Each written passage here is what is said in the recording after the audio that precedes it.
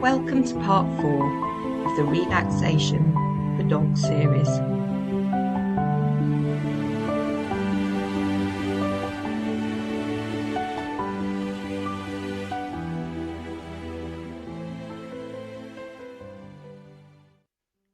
The first exercise you need to teach your dog in this relaxation program is to enjoy going to a designated place when asked, such as a mat or a crate.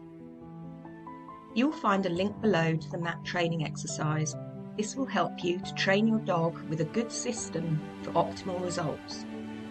Try and practice a few times a day at the same times if possible. This exercise must be built up over time. Just a couple of minutes training here and there will be ideal. Remember, you're working towards relaxation, so calmness is key. Choose a time of day when you'll not be disturbed. Play some quiet, relaxing music, such as classical or meditation music, and be prepared with plenty of treats. So we've got a crate and we have a dog. I'm just going to run through a couple of pointers as to how we can get our dog to go in a crate and feel really happy about it.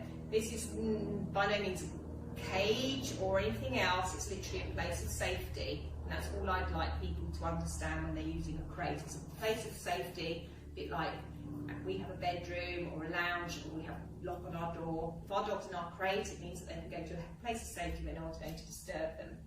So I've got a clicker, and this is basically a simple device that you can mark behaviour as you see it happening. So when I want the dog to go in the crate, you'll hear me do a click, which is to indicate to the dog there's a prize on its way, which is a treat, okay? So you'll watch me work with her through various little steps, and I'll speak through each one as I do them. So this is how it can begin. If you've got a crate and it's just open in a space like this one with the door open. Are you ready? Okay, that's sweetie, good girl. Very good. So basically we don't want to lure the dog into a crate at all. So it's basically anything to do with the crate, we pay them a sweetie. Okay? Okay, so she's heading towards the crate. She does know this game, so we're just shaping the behaviour of heading towards the crate. So she might go towards it, so I'm just going to prompt her a little bit with my body. If she's there, good girlie. Just throw that over there. So it's not all about getting the dog in there. It's literally about creating the behaviour of going towards the crate. Good girl. Okay, so she's gone in. That's absolutely fine. Some dogs do. So I've marked her for doing that. So she's kind of fast-tracked you through those paces of heading to me paying for her, heading towards the crate. So by throwing the treat away from the crate, it basically means that we have an opportunity to mark the dog heading to the crate. She heads towards there, I mark with my clicker, and then I throw the treat away. And that's all that was about. It's quite straightforward, and the dog soon learns, wow, every time I go there, click happens, money in the bank. Retrieve the sweetie over there, run back to the crate, mark and reward. So I'm going to mark her again being in there. And I'm going to pay the treat to the base of the crate because I sort of want to encourage downward behaviour. Dogs will do the least effort to get a reward. So if she has to keep bending down to receive her reinforcer, chances are the body will eventually go into a down shape in order to not make that effort to get a simple treat.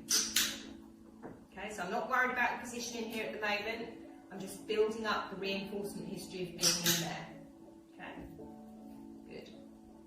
So she's had 5 treats for being in there, 4 or 5 treats for being in there. I'll give you another one for luck. I've lost my count. So you'd be doing 5, 10 clicks for being in there. So now I'm going to click for the fact that she's in there. She knows she's won a prize. The prize is going to happen outside the crate. So make sure they get out safely. Chuck it over there, good girlie. And any nose down behaviour is fine because it means they're relaxing. So she's heading towards there again. Good. So I'm going to pay her a few more times for being in there. Good girl. She might offer a sit, I don't know, she might do. Let's give her a bit of space. She's still standing up, so we don't need to worry at this point. So if I pay her now because she's offered that position, it's quite a lot of effort to maintain that position, so she'll possibly dip into a down if I keep payment happening. There's 3 treats in that position.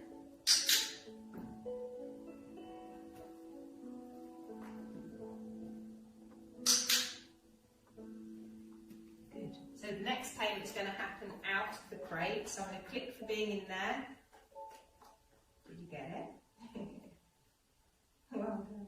That's a super way to be. And then I'm gently going to give her a sweetie out here. Well done, good girl. And then I'm going to wait for her to come back again. Oh, that was super. Well done. So I'm going to bring the clicks a little bit closer together now. And payments. Good girl. See, she swallowed it and clicking again. So that she'll just think, oh my gosh, down's obviously really good place to be. Good girl. Very good. So I'm going to click for being in there and then gently pay her out here. Good girl. And for the collies, they like a bit of motivation when they're working, so I threw the treat. She offered a down before, so that's all I'm clicking for now, okay? So she offered that behaviour. She understood where the cash point was. When I say the cash point, the food was delivered in the down, in the crate. So that's what you're now marking. Good. Good. So you can slightly generalise this. So you're in the kitchen, do a little bit of washing up. And then you go back and you pay your dog being there. You build up the time over time. They need to see your body here, here, here. And if you've got a mirror, you can spy on them and make sure they're there.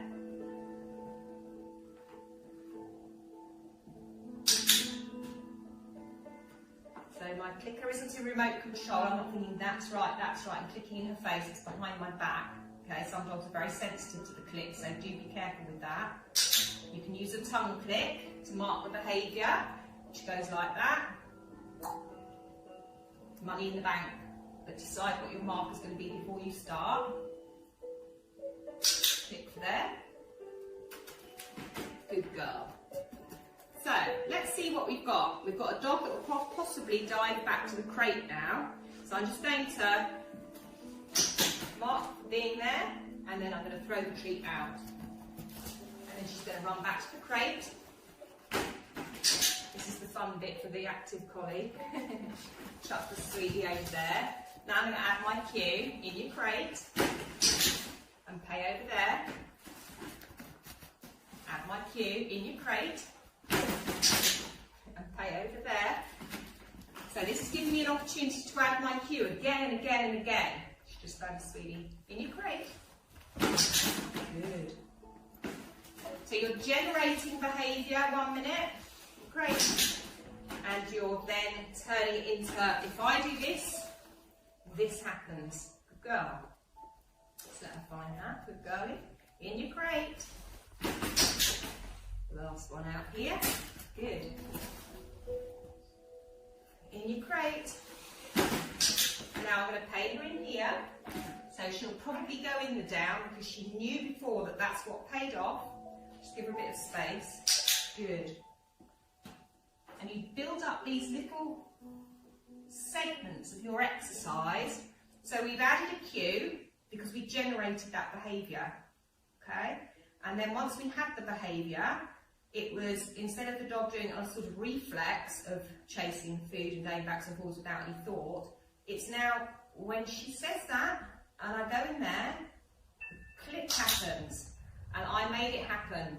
So she's learning that the consequences are what's keeping this behaviour buoyant now. The consequences of going in my crate are I get paid for doing it on cue, okay? So we're not just throwing treats around anymore, we're now actually rewarding the behaviour that we see. So the first bit was generating the behaviour in the first place to create something that we want to watch and see. And the second bit is literally the dog has learned, when I do this, this happens.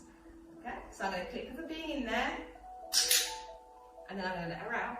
with her, okay, and just add my okay word for that. Well done, super girl. So I'm going to pay her out here.